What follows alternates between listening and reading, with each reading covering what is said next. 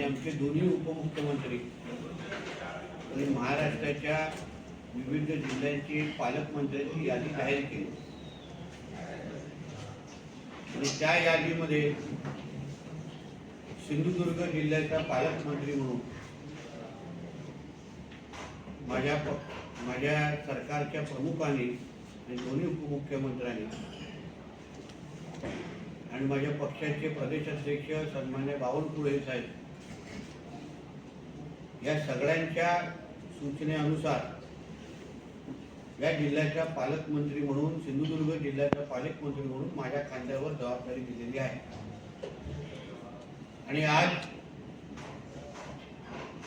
पहिल्यांदा या जिल्हाधिकारी कार्यालयामध्ये येऊन पालकमंत्री म्हणून मी माझी जबाबदारी आज स्वीकारलेली आहे।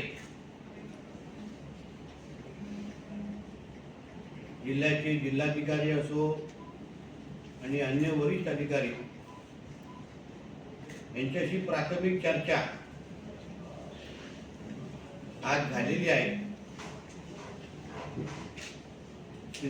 सिंधुदुर्ग जिल्ह्यातल्या गाळ उपसा संदर्भात एक बैठकही आम्ही आयोजित केली आणि त्याही संदर्भात काही निर्णय आम्ही घेतलेले आहेत।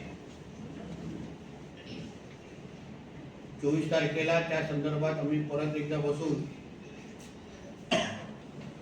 या जिल्ह्यामधले 5 असे लोकेशन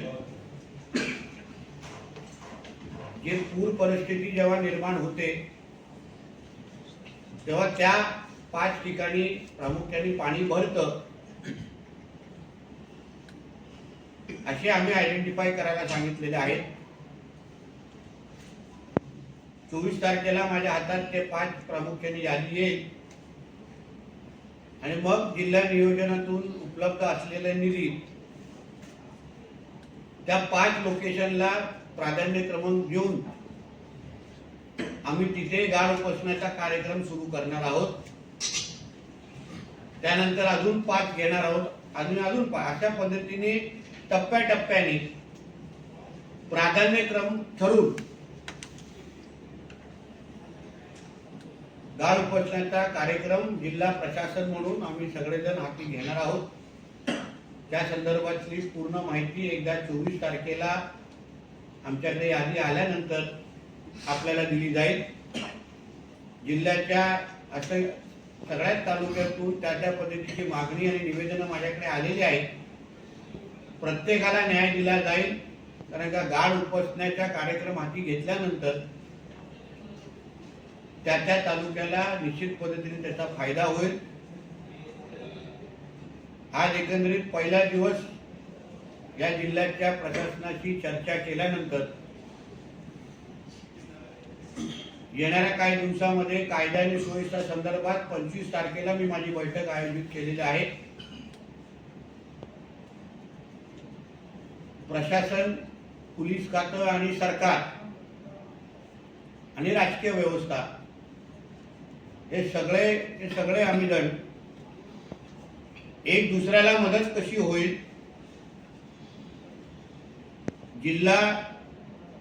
जिल्ह्याचा विकास आणि जिल्ह्यामध्ये नागरिकांची सुरक्षा या 2 विषयाला केंद्रबिंदू ठेवून आम्ही आमच्या या जिल्ह्याचा विकासात्मक प्रवास या निमित्ताने आम्ही सुरू करणार आहोत। या पालकमंत्री पदावर या अगोदर सन्मान्य राणेसाहेब असतील, आमचे केसरकरजी असतील, मग उदय सामंतजी होते आणि मग गेली 2.5 वर्ष महायुतीच्या कालावधीमध्ये रवी चव्हाण साहेबांनी अतिशय सक्षम पद्धतीने या जिल्ह्याला पुढे घेऊन जाण्याचं काम केलं। मी तिथूनच हा प्रवास माझ्या ह्या सर्व वरिष्ठ नेत्यांच्या मार्गदर्शन घेऊन आमच्या ह्या जिल्ह्याला दरडोई उत्पन्नाच्या यादीमध्ये पहिल्या 5 क्रमांकामध्ये आणण्याचं काम आमचे मुख्यमंत्री आदरणीय देवेंद्र फडणवीस साहेब आणि ते दोन्ही उपमुख्यमंत्री आणि आमच्या सरकारच्या माध्यमातून आम्ही करू। हा प्रयत्न माझा ह्या पुढच्या कालावधीमध्ये असेल.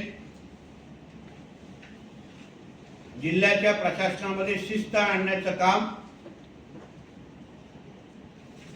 हे ओरस्त मुख्यालय असो किंवा तालुक्यातलं कुठलंही कार्यालय आणि प्रत्येक विभाग हा जनतेच्या सेवेसाठी आम्ही इथे उपलब्ध आहोत. एकदा आलेला व्यक्ती काम घेऊन त्याला परत परत त्या कार्यालयामध्ये येण्याची पाळी येऊ नये अशा पद्धतीचे शिस्त आणि यंत्रणा लावण्याचा माझा प्रयत्न असेल. कुठल्याही पद्धतीचा बेशिस्तपणा, कुठल्याही पद्धतीचा भ्रष्टाचार आणि जिल्ह्याची बदनामी करण्याचा कुठलाही प्रयत्न कोणीही करत असेल, मग तो कुठल्याही पक्षाचा असेल, सहन करणार नाही. आमचा सिंधुदुर्ग जिल्हा हा ड्रग्ज मुक्त, कुठल्याही तालुक्यामध्ये कोणीही गौमासची तस्करी करण्याची कोणी हिम्मत करू नये. मटका, जुगार, ऑनलाईन गेमिंग,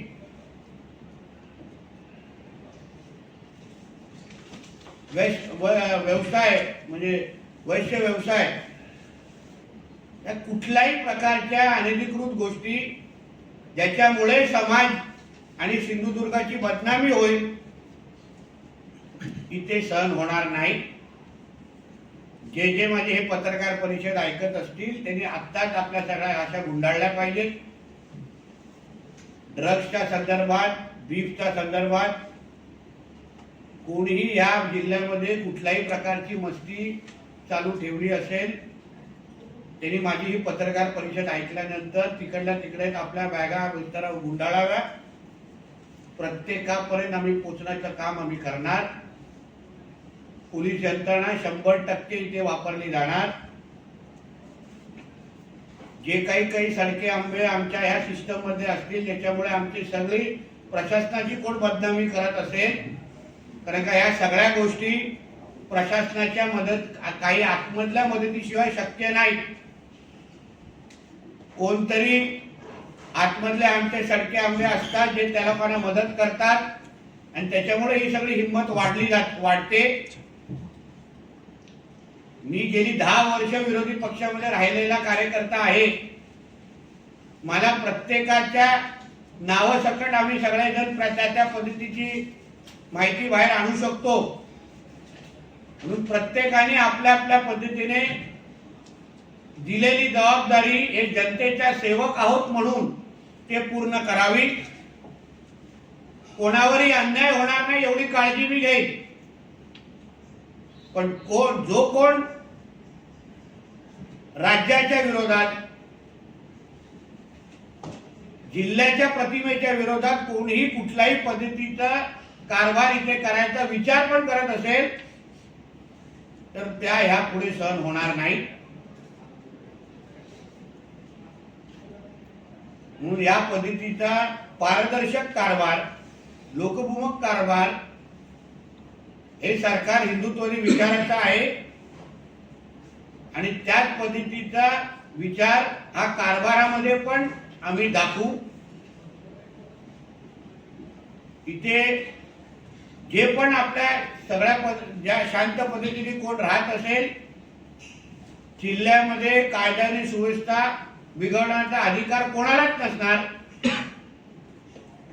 म्हणून प्रत्येकाने आपल्या आपल्या पद्धतीने जबाबदारी वागणं अपेक्षित आहे.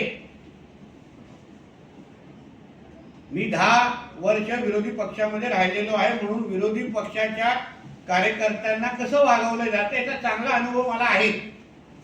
मला किती प्रेमाने वागवलं गेलं याचा सगळ्याचा अनुभव मला चांगला आहे. म्हणून मी सगळ्या राजकीय किंवा माझ्या प्रतिस्पर्धी पक्षाच्या जे काही विरोधी पक्ष या सरकारचे आहेत त्यांना सांगेन कोणावरही अन्याय होणार नाही. पण कोणीही जिल्ह्याची शांतता आणि सामान्य लोकांना कोण त्रास देताना दिसेल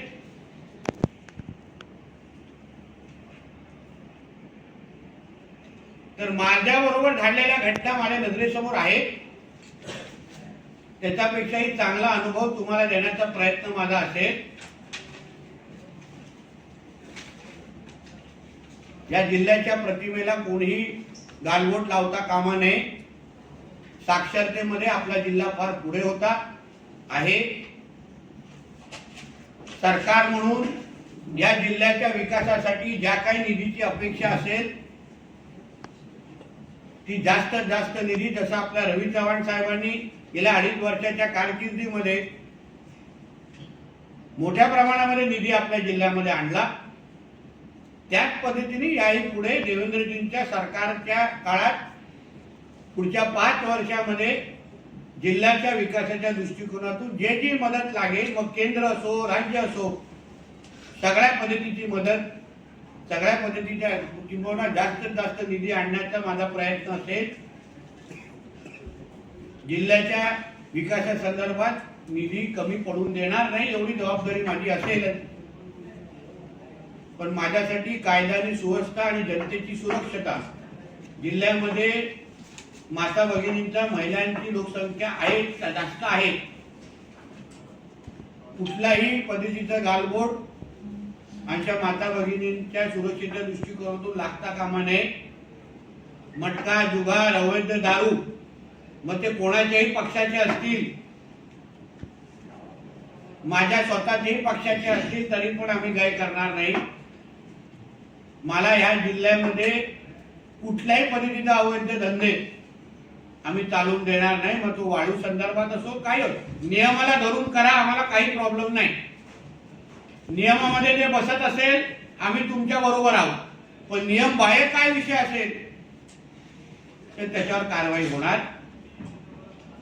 त्याचं तुम्हाला प्रतिबिंब माझ्या कारभारामध्ये निश्चित पद्धतीने दिसेल. म्हणून आज पहिला दिवस आहे. जे काही गोष्टी बोलायचे होते मी आपल्या समोर बोललेलो आहे. सातत्याने आता 5 वर्ष तुम्हाला माझ्याशीच बोलायचं आहे, माझ्याशी